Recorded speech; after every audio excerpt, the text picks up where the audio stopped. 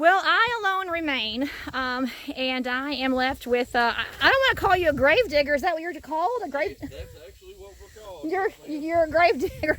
That just sounds like a brutal title. It does. On job applications, do you, like, on paperwork, you write your occupation and you say I'm a grave? That's what it's called. It sounds terrible. I know. That's what it's actually called. Do you mind if can I film you? Is that okay? Yeah, you're not bothering. Okay, so can you please tell me your name?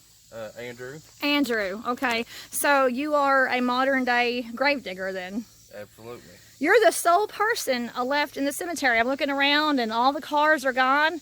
Everybody's gone. And like you said off camera a minute ago, usually there's a team of you all normally to do this. And underneath here is the dirt that's going to go on top of the casket in the vault. And so you're going to be hauling all of that then, right? Correct. Oh, wow. Shovel at a time. So how long does it typically take, you working by yourself, Mr. Andrew, how long does it take you to do this? It'll take me about an hour to put all that dirt okay. back over the top of it. Okay. Pretty close to an hour. Well, it's a good physical workout, isn't it? Oh, absolutely. And it gives you also, I imagine with this type of job, I imagine that this gives you time to meditate on the living and the dead. That's very true. And that, you know, whenever you do something like this, I'm sure that you're focused on your own mortality. Right. So it's a very unique job. I mean, I don't know too many, well, I don't know you, I just introduced myself. Right. By the way, my name is Ruthie, and we're with Big Belly Rebuilds, and I just thought I'd give our viewers an opportunity to see something a little bit unusual, to see a gravedigger at work. Now, did y'all have a backhoe? Yes, we do dig it with a backhoe. Yep. Okay, so you do dig it with a backhoe. Correct. Okay, but then as far as finishing up, putting the dirt on top, that you have to... It's usually somewhere else getting ready for another gravesite. Okay. At that point. Well, Mr. Andrew, I will let you work around. I'm going to talk about these flowers, okay? All right, thank you. All right, well, that's an unusual introduction. But anyhow, so these are some of the flowers that were at the cemetery, at the funeral home earlier. And Roselle was called Ninny. That's what they called her. Instead of Grandma or Nana, her grandchildren called her Ninny, I believe. Ninny is what they called her, as another name for what they would call the grandmother.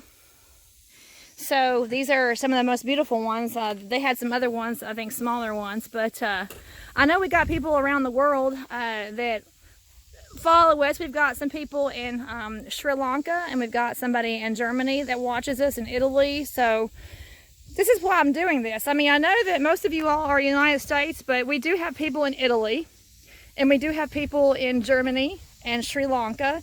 And so I just thought, as a cultural experience, that I would just show you this. So now these kind of flowers, they kind of fell over, but they will be placed on top of the grave. Now these are the artificial ones. Now these are real, okay? These bottom ones are artificial flowers. I can see that right away. Let's see. Well, wait a second. No, those are real.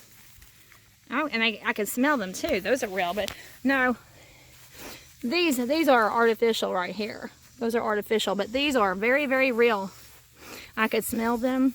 They're beautiful. So there's a lot of flowers. And of course, purple is my favorite color, so this really stands out to me, the purple. And I wish that you all could smell them with me. They are so pretty. I think that's a carnation. Not sure what that is, but I know that's a carnation, and that's a white iris. And so I don't know what traditions are for different people, but I know that in at least this part of the country that they do the flower thing. Now, my dad, he is buried at a veteran cemetery, and they don't allow the fake flowers, artificial flowers at the veteran cemetery. Now, these are real too. I don't know what kind of, that's really pretty. At the veteran cemetery, only during the winter, the coldest months of the year, do they allow artificial flowers, like only for like 2 months. But the rest of the time, they require you to use living flowers. Well, I guess they're not living after you pick them, but real flowers.